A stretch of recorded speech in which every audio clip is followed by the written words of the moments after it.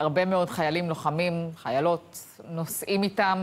אחרי השירות המשמעותי, גם הרבה מאוד צלקות, לא רק פיזיות, גם נפשיות.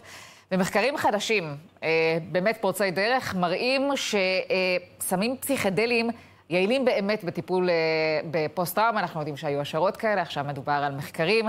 איתנו רונן סידי, פסיכולוג קליני, מטפל בבית החולים העמק, ודוד לוי, אחד המטופלים. שלום.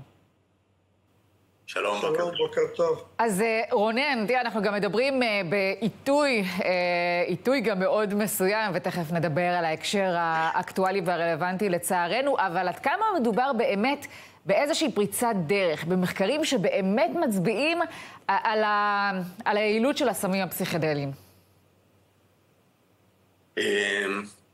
אנחנו רואים כרגע תוצאות מאוד מעניינות כבר לאורך שנים, מאוד מבטיחות בטיפולים עם MDMA, אבל צריך לומר, התהליך הזה עדיין במחקר, אנחנו עדיין מחכים לאישור של ה-FDA וגם של משרד הבריאות בארץ, לפני שנוכל להתחיל בשימוש רחב היקף, אז אנחנו בשלבים המתקדמים מאוד של המחקר כרגע, אבל התוצאות מבטיחות. התוצאות מבטיחות, ואפשר לדבר גם על איזשהן דוגמאות שבאמת מהניסיון שלך הראו שיפור משמעותי?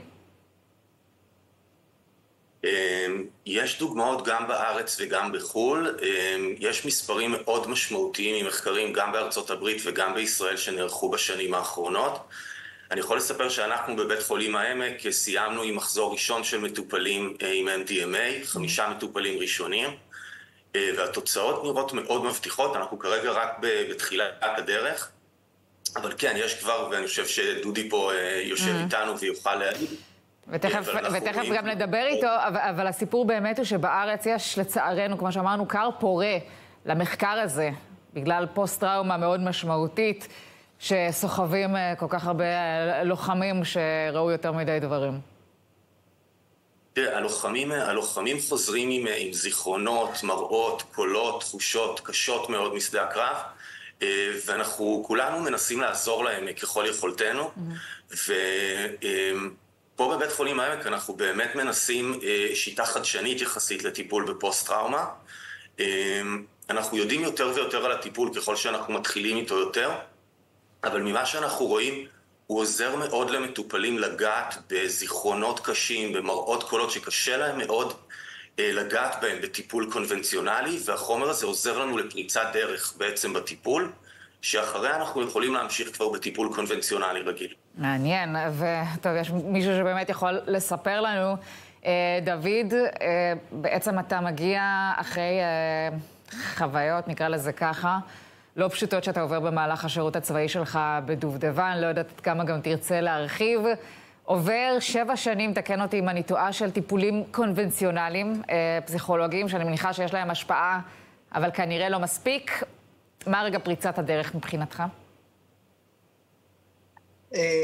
קודם כל כן, היה אירועים מאוד קשים. אני חושב שהיו איזה 2 אירועים שהייתי ממש על גבול המוות, רגע מלינץ', שנחקקו מאוד חזק, בצורה מאוד חזקה ולא משחררת, ושנים אחר כך עוד גורמות לי לצמרמורת שאני מדבר על זה.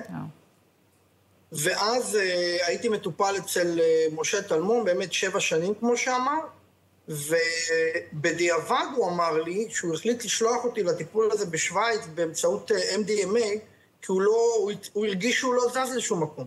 הוא הכיר את הטיפול הזה, הוא בחור מבוגר קצת, הוא מכיר את הטיפול הזה עוד לפני שזה יצא מחוץ לחוק, והוא הרגיש שאין משהו יותר טוב שהוא מכיר שיכול להיות שיעזור לי, כי ישבתי אצלו כבר איזה 2 או 3 באותה תקופה, והוא הרגיש ששום דבר לא זז. ואחרי הטיפול בשוויץ, זו הייתה פריצת דרך מאוד מאוד מובהקת.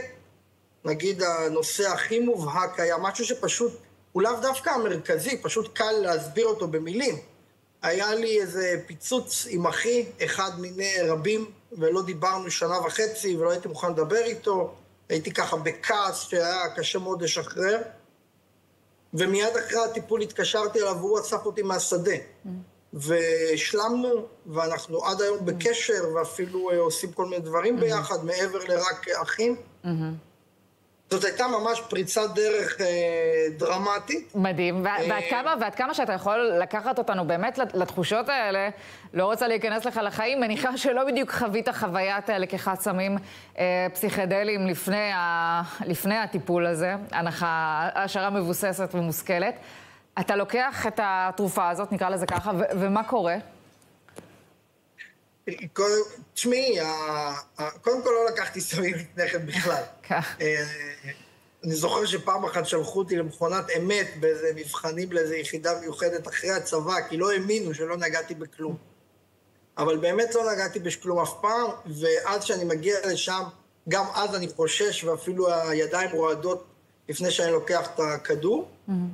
ותשמעי, אתה פתאום מרגיש איזו תחושה שהיא כמעט 180 מעלות ממה שאני מרגיש ביום-יום. במקום מתח, כעס בסיסי, פחד מוות מדברים שהם, סתם, זה פחד לא רציונלי. וגם כשאני יודע שזה לא רציונלי, זה לא עוזר. פתאום אתה משוחרר לחלוטין, אתה יושב שם, רגוע, סומך, בהרגשה גם בגוף, גם בראש, מאוד מאוד רגוע. ואז אפשר להתחיל לדבר, לעשות טיפול פסיכולוגי מאוד אינטנסיבי, בשעות. זאת אומרת, זה הניצול הזה של התחושה שהיא לא תחושה מן הסתם פרמננטית, אבל זה ניצול מאוד יעיל של פרק הזמן שהסם משפיע. אני אתן לך דוגמה הפוכה. בכמה שנים קודם, איזו מטפלת באיזה נושא קונקרטית אמרה לי, אתה צודק, אתה צודק, אתה צודק, שבכלל האשמתי את כולם, מה שנקרא, ולא לקחתי אחריות. ורק אחרי איזה שנה ירדתי האסימון שמשהו זה מוגזם ולא יכול להיות, ואמרתי לה, תשמעי, אלה, זה לא יכול להיות שהכל, כולם אשמים ורק אני לא קשור, כי כל המקרים הם קשורים אליי. אז היא אומרת לי, נכון.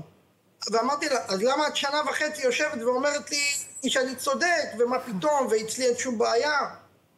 אומרת לי, כי אי אפשר היה לדבר איתך. אם הייתי רק רומזת שאתה יש לך תגובות יתר, אם הייתי רק רומזת שמשהו לא בסדר לך, הפגישה הייתה מתפוצצת, אי אפשר היה לדבר איתך. לקח לה שנה וחצי. אז שם זה לוקח שעה וחצי. אני לא יודע איפה הייתי היום בלי הטיפול הזה, אני אומר לך חד משמעי.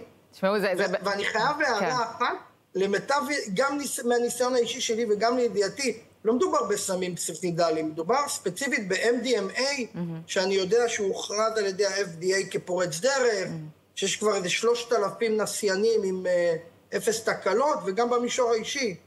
ספציפית זה MDMA, זה לא יודע על דברים אחרים. כן, טוב, ההערה הזאת חשובה, ובאמת זה נושא מאוד מרתק. זה היה על קצה המזלג, אבל אני מניחה שמי שיתעניין באמת ימצא בכנס הזה הרבה מאוד דברים מעניינים, ויוכל להעשיר את הידע. רונן ודוד, תודה רבה שהייתם איתנו. תודה רבה.